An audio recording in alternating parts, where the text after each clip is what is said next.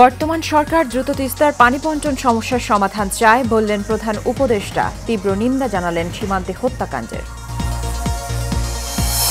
ধানমন্ডি থানায় হত্যা মামলায় সাবেক নৌ পরিবহন মন্ত্রী শাহজাহান খানের 7 দিনের রিমান্ড। পাবনায় অস্ত্র মাদকসহ গ্রেফতার সাবেক ভূমিমন্ত্রীর ছেলে। এবং সপ্তাহের ব্যবধানে বেড়েছে সব ধরনের চালের মূল্য, বাড়তি ডিম, মুরগি ও মাছের দাম। স্থিতিশীল সবজির বাজার।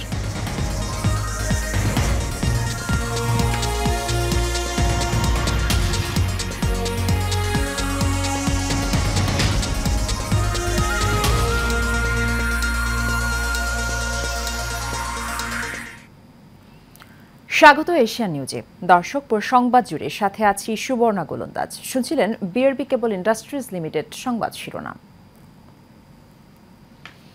বাংলাদেশের অন্তর্বর্তীকালীন সরকারের প্রধান উপদেষ্টা ডক্টর মোহাম্মদ ইউনূস বলেছেন, সরকার ভারতের সাথে তিস্তা পানি বণ্টন চুক্তি নিয়ে মতপার্থক্য নিরসনের উপায় খুঁজে বের করবে। কারণ বছরের পর বছর এই চুক্তিকে বিলম্বিত করা কোনো দেশের স্বার্থে ভালো নয়। এছাড়া তিস্তার পানি বণ্টন সমস্যার সমাধান হতে হবে বলেও স্পষ্ট বার্তা দিয়েছেন তিনি। একই সঙ্গে সীমান্তে হত্যাকাণ্ডের নিন্দাও জানিয়েছেন ডক্টর ইউনূস। তিনি বলেছেন, এটি কোনো সমাধান নয়। ভারতীয় বার্তা সংস্থা পিটিআইকে দেওয়া এক সাক্ষাৎকারে ডক্টর ইউনূস এসব মন্তব্য করেন। পিটিআই নিউজের ওয়েবসাইটে শুক্রবার সাক্ষাৎকারটি প্রকাশিত হয়েছে। ঢাকার নিজের সরকারি বাসভবন থেকে পিটিআইকে দেওয়া এই সাক্ষাৎকারে ডক্টর ইউনূস বলেন, দুই দেশের মধ্যে পানি বণ্টন সমস্যাটি অবশ্যই আন্তর্জাতিক নিয়ম অনুসারে সমাধান করা উচিত।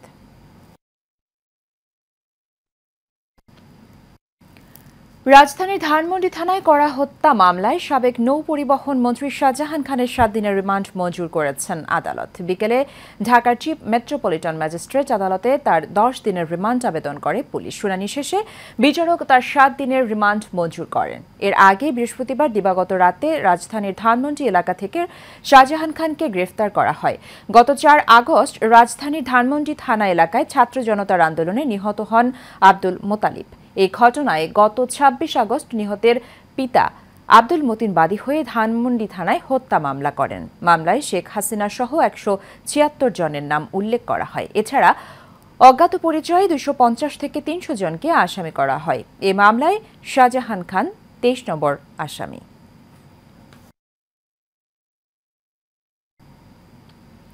সাবেক ভূমিমন্ত্রী শামসুর রহমান শরীফ দিলুর ছেলে শিরহান শরীফ তমালকে পাবনার ঈশ্বরদী উপজেলা থেকে গ্রেফতার করেছে র্যাব। সকালে র্যাব 12 গণমাধ্যমকে এ তথ্য নিশ্চিত করেছে। র্যাব জানায়, তমালের কাছে একটি বিদেশি পিস্তল, একটি ম্যাগাজিন, 4 রাউন্ড গুলি, 10 পিস ইয়াবা পাওয়া গেছে। এ সময় তার ব্যবহৃত প্রাইভেট কারও জব্দ করা হয়। তমাল ঈশ্বরদী উপজেলা যুবলীগের সভাপতি ছিলেন। 2017 সালের নভেম্বরে সাংবাদিক মারধরের ঘটনায় কারাগারে যাওয়ার পর দলীয় শৃঙ্খলা ভঙ্গ সহ সন্ত্রাসী কর্মকাণ্ডে জড়িত থাকায় অভিযোগে তাকে যুবলীগ থেকে বহিষ্কার করা হয়। সম্প্রতি কোটা সংস্কারের দাবিতে শুরু হওয়া আন্দোলনে শিক্ষার্থীদের উপরে হামলার ঘটনায় দায়ের মামলায় আসামি তিনি।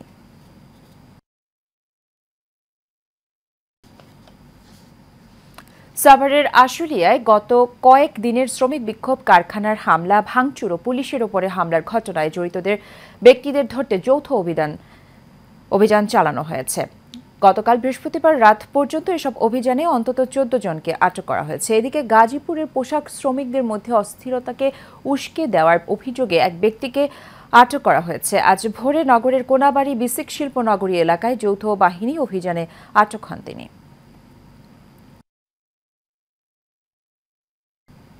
সম্প্রতি টানা বৃষ্টি ও বন্যায় নেতিবাচক প্রভাব কাটিয়ে সবজির বাজারে কিছুটা স্থিতিশীল, তবে ভিন্ন চিত্র দেখা গেছে মাছের বাজারে। প্রায় সব ধরনের মাছের দামই এখন বাড়তি। বেড়েছে সব ধরনের চালের দাম। ব্যবসায়ীরা বলছেন, টানা বৃষ্টি ও বন্যার কারণে প্রভাব পড়েছে।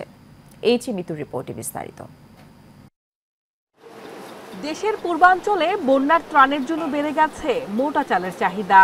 এর প্রভাব পড়েছে রাজধানীর বাজারে। সপ্তাহের ব্যবধানে প্রকারভেদে প্রতি কেজি চালের দাম বেড়েছে 2 থেকে 6 টাকা। দাম বেড়েছে ডিম ও মুরগির। সব ধরনের মাছও বিক্রি হচ্ছে বাড়তি দামেই। তবে কিছুটা স্বস্তি সবজির বাজারে। আমার মনে হচ্ছে না যে এরকম মাছের দাম কমতে বা অন্যান্য তরকারির দাম কমতে চাইছে। যেমন গাজর নিলাম 160 টাকা কেজি। আমরা ফেসবুকে দেখি দাম কমে গেছে, কিন্তু বাজারে এসে দেখি দাম কমে নেই। ফেসবুকেরটাই আলাদা দাম, আর ওই দাম করার লেগে মানুষের ভিউ পাওয়ানোর লেগে বেশি করে এটি, কিন্তু আসলে বাস্তবতা যখন বাজারে আসে তখন বোঝা যায় যে দাম কম না বেশি। পণ্যের বাড়তি দামের জন্য সরবরাহ কমের সেই পুরনো অজুহাত দেখান বিক্রেতারা। ইলিশের দাম পানির দাম, এটা কাস্টমারের মুখে মুখে আর মোবাইল আর অনলাইনে, কিন্তু বাস্তবে না, বাস্তবে উল্টাটা। বাস্তবে নদীতে যা বলে আরতদারা যে নদীতে মাছই কম ধরা পড়ছে, কম, এই জন্য মাছ একটু তেমন একটা সস্তা না। মালের দাম সরকার পরিবর্তন হওয়ার আগে যে অবস্থা ছিল এই অবস্থাই চলতেছে, কিন্তু বাড়তেছে না। আমরা তো আগেও এই মাছ বেশি 650 700, এখনো বেশি 650 টাকা 700 টাকা। এই যে বড় পাবদা মাছ আগেও বেশি 450 500, এখনো বেশি 450 460। এমন অবস্থায় অন্তর্বর্তীকালীন সরকারের কাছে কঠোর মনিটরিং এর দাবি জানান ক্রেতারা। আমরাই তো চাচ্ছি যে সবকিছুর জিনিসপত্রের দামটা কমে আসুক, হ্যাঁ, তো সেইটা তো এখনো কিছু হচ্ছে না। 1 মাসের মধ্যে তো যে কোনো জিনিসই হোক না কেন, যে দামটা যে স্থিতি আছে বা কমে গেছে সেটা তো দেখছি না। দাম তো খুব চড়া, এটা তো মনিটরিং সেল লাগে, একটা মনিটরিং সেল করে বাজারগুলো কন্ট্রোল করার দরকার, এছাড়া তো কোনো উপায় নেই, প্রতিটা জিনিসের দাম বেশি। Mitu, Asian television, Dhaka. BNP চেয়ারপারসনের উপদেষ্টা ও সাবেক বিরোধী দলীয় চিফ হুইপ জয়নুল আবেদিন ফারুক বলেছেন, এই সরকার যখনই মনে করবে তখনই রাজনৈতিক দলের সঙ্গে আলোচনা করে নির্বাচনের ব্যবস্থা করবে। সকালে নোয়াখালীর সেনবাগে কাবিলপুর ইউপির দিলদার মার্কেটে বন্যার্তদের মাঝে ত্রাণ বিতরণকালে এসব কথা বলেন তিনি। বিগত 16 বছর যাবৎ আওয়ামী লীগের সঙ্গে মিলে যারা বিএনপির নেতাকর্মীদের বিরুদ্ধে মিথ্যা মামলা দিয়ে হয়রানি করেছে তাদের ছাড় দেওয়া হবে না বলেও হুঁশিয়ারি করেন তিনি। এ সময় তিনি আরও বলেন, কারো উপরে অন্যায়ভাবে দলের নাম ভাঙিয়ে হামলা করা হলে তাদের বিরুদ্ধে কঠোর ব্যবস্থা নেওয়ার নির্দেশ দিয়েছেন বিএনপির ভারপ্রাপ্ত চেয়ারম্যান তারেক রহমান।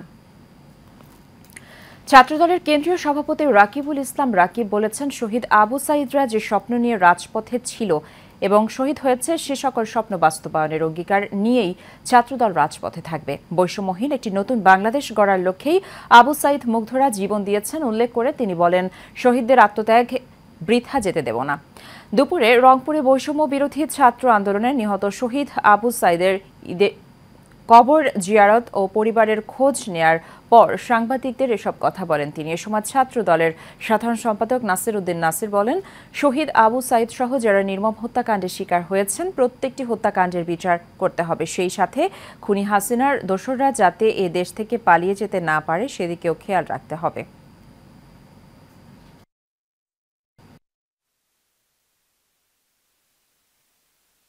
এই আবু সাঈদ সহ শহীদ মুগ্ধ সহ শহীদ ওয়াসিম সহ সকল শহীদ যে স্বপ্নের জন্য, যে স্বপ্ন সাম্য মানবিক বাংলাদেশ গড়ার প্রত্যয়ে তারা রাজপথে ছিল এবং সে কারণে কিন্তু তারা শহীদ হয়েছে। একটা ফেসিবাদী রাষ্ট্র ব্যবস্থা বিলুপ্ত করার জন্যে কিন্তু তারা রাজপথে ছিল। সেহেতু এই বাংলাদেশে যেন আর কখনো ফেসিবাদ কায়েম না হয়, এই বাংলাদেশে যেন কোনো স্বৈরাচার আর কখনো ক্ষমতায় না অধিষ্ঠিত না হতে পারে এবং বাংলাদেশের কেউ যেন বৈষম্যের শিকার না হয়, কোনো ক্ষেত্রেই কোনো বৈষম্য থাকবে না, সেই ধরনের সমাজ গড়ার প্রত্যয়েই ছাত্রদল সেই শহীদদের হৃদয়ে ধারণ করে পথ চলবে। যারা হত্যাকাণ্ডের শিকার হয়েছে প্রত্যেকটি হত্যাকাণ্ডের আলাদা আলাদা তদন্তের মাধ্যমে আমরা বিচারের দাবি করছি। একই সাথে সাথে যেন খুনি হাসিনা সহ তাদের দোসররা এই দেশ থেকে পালিয়ে যেতে না পারে, যেন দৃষ্টান্তমূলক বিচার নিশ্চিত করে, সেজন্য বাংলাদেশ জাতীয়তাবাদী ছাত্রদল এই দেশের মানুষের পক্ষে, এই দেশের সাধারণ শিক্ষার্থীদের পাশে থাকবে। মেহেরপুর কুষ্টিয়া ও মেহেরপুর চুয়াডাঙ্গা আঞ্চলিক মহাসড়কে বাস চলাচল বন্ধ রয়েছে। এতে ভোগান্তিতে পড়েছেন যাত্রীরা, তবে দূরপাল্লার বাস চলাচল করছে। সকালে দেখা যায় গন্তব্যে যাওয়ার জন্য অনেক যাত্রী মেহেরপুর শহরে গিয়ে বিপাকে পড়েন। জরুরি প্রয়োজনে কুষ্টিয়া চুয়াডাঙ্গা সহ আশপাশের জেলায় যাওয়ার জন্য তারা ছোট ছোট যানবাহনে চড়েছেন। এতে ভোগান্তির পাশাপাশি খরচ বেড়েছে বলেও জানান যাত্রীরা। এর আগে বৃহস্পতিবার বিকেলে কুষ্টিয়ার মিরপুরে সিএনজি চালিত অটোরিকশা চালকদের হামলার প্রতিবাদে মেহেরপুরের লোকাল বাস চলাচল বন্ধ করে দেয় মোটর শ্রমিক ইউনিয়ন।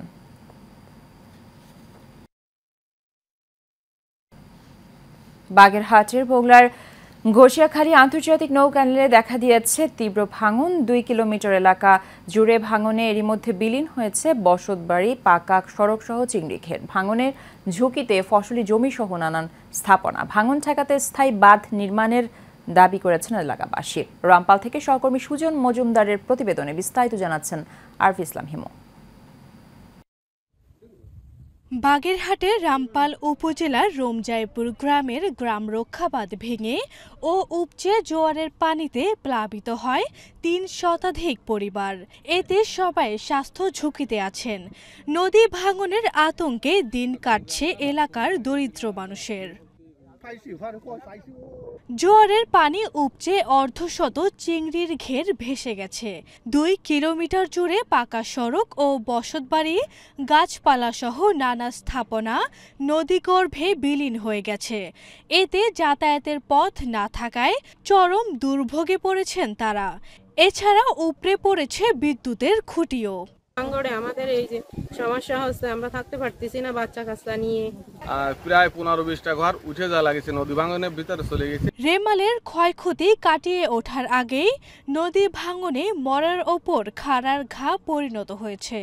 আমরা বাড়ি ঘরে থাকতে পারতেছি না, মাল জিনিস যত কিছু ছিল সব ঘর বেড়ে গেছে। আজকে যদি আমাদের এই ভাঙন রোধ করা সেই জিও ব্যাগ ফেলে এবং আমাদের এই রমজা গ্রামে বেড়িবারটা করে দেন, তাহলে মনে হয় এই গ্রামটা বাঁচত। এদিকে নদী ভাঙন রোধে দ্রুত কার্যকর পদক্ষেপ নেওয়ার আশ্বাস জানান সংশ্লিষ্ট কর্মকর্তারা। এই গ্রামবাসীকে রক্ষা করার জন্য আমার মনে হয় যে দুটো পথ অবলম্বন করা দরকার। সেটা হলো পানি উন্নয়ন বোর্ডের যারা পানি বিশেষজ্ঞ আছেন তাদের মাধ্যমে ফিজিবিলিটি স্টাডি করতে হবে। পাশাপাশি ভাঙন রোধে জিওব্যাগ এবং ব্লক দিয়ে গ্রামবাসীকে রক্ষা করতে হবে। আমার ঊর্ধ্বতন কর্তৃপক্ষ জানাইছি, তারা বিষয়টা মনিটরিং এ রাখছে। তারা হয়তো সামনে আসতেও পারে সাইডটা দেখতে। হুট করে তো কাজ নেওয়া যায় না, মানে এখানে বাজেটের ফ্যাক্টর আছে। দ্রুত নদী ভাঙন রোধে কর্তৃপক্ষ ব্যবস্থা নেবে, এমনটাই প্রত্যাশা এলাকাবাসীর। আরভি ইসলাম হিমু, এশিয়ান টেলিভিশন।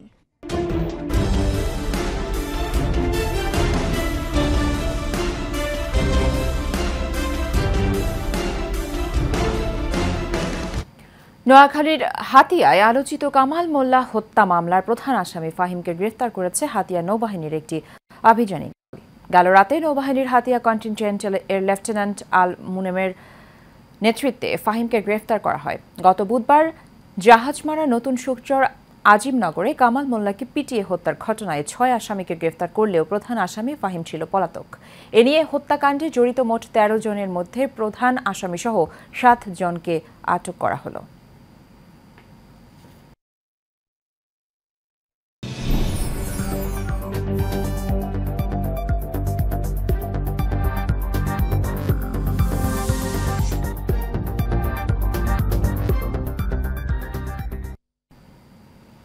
চট্টগ্রামের কালুরঘাট বিসিক শিল্প এলাকায় বিক্ষোভ মিছিল করেছে জাতীয়তাবাদী সামাজিক সংগঠন। বিকেল ৪টায় কাজিরহাট চাঁদগাঁও কাপ্তাই রাস্তায় মাথা পর্যন্ত আন্দোলনকারীরা এই বিক্ষোভ মিছিল করেন। এ সময় তারা সন্ত্রাস, চাঁদাবাজি, সিন্ডিকেট, লুটপাট, দখলদার এবং মাদকদ্রব্য কারবারিদের হুঁশিয়ারি করেন জাতীয়তাবাদী সামাজিক সংগঠনের উপদেষ্টা মোহাম্মদ মিজানুর রহমান বাবু। তার নেতৃত্বে এই মিছিল ও প্রতিবাদ সমাবেশে উপস্থিত ছিলেন সংগঠনের আহ্বায়ক মোহাম্মদ আব্দুস সালাম, যুগ্ম আহ্বায়ক মোহাম্মদ হুসেন মিয়া, কোম্পানি সহ অনেকে। পবিত্র রবিউল আওয়ালকে স্বাগত জানিয়ে চট্টগ্রামে র্যালি করেছে গাউসিয়া কমিটির চট্টগ্রাম মহানগর শাখা। নগরীর জামিয়াতুল ফালাহ মসজিদ থেকে এই র্যালি শুরু হয়ে জামাল খান প্রেস ক্লাবে শেষ হয়।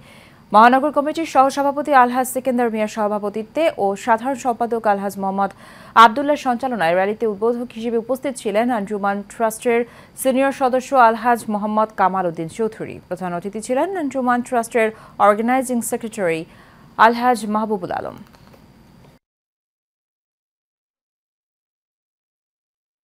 শেষ করব এশিয়ান নিউজ। তার আগে বিআরবি কেবল ইন্ডাস্ট্রিজ লিমিটেড সংবাদ শিরোনামগুলো জানিয়ে দেব আরও একবার।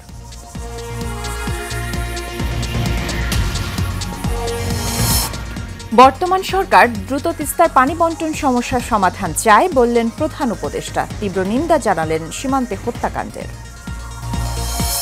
ধানমন্ডি থানার হত্যা মামলায় সাবেক নৌ পরিবহন মন্ত্রী শাহজাহান খানের ৭ দিনের রিমান্ড। পাবনায় অস্ত্র মাদকসহ গ্রেফতার সাবেক ভূমি মন্ত্রীর ছেলে। এবং সপ্তাহের ব্যবধানে বেড়েছে সব ধরনের চালের মূল্য, বাড়তি ডিম, মুরগি ও মাছের দাম, স্থিতিশীল সবজির বাজার।